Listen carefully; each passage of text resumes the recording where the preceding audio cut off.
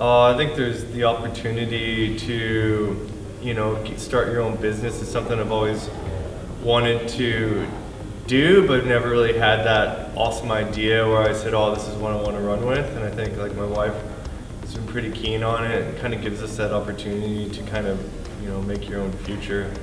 Picking up a lot of ideas about, there's a lot of different facets to generating money, generating income, and there's all the different options. So I think to me, it's been kind of listening to people talk and getting these different ideas, and looking forward to going back home and sitting down and really crunching the numbers, understanding all the steps. Yeah, I like the if you take something somebody else is doing poorly and capitalize on it. I like that idea.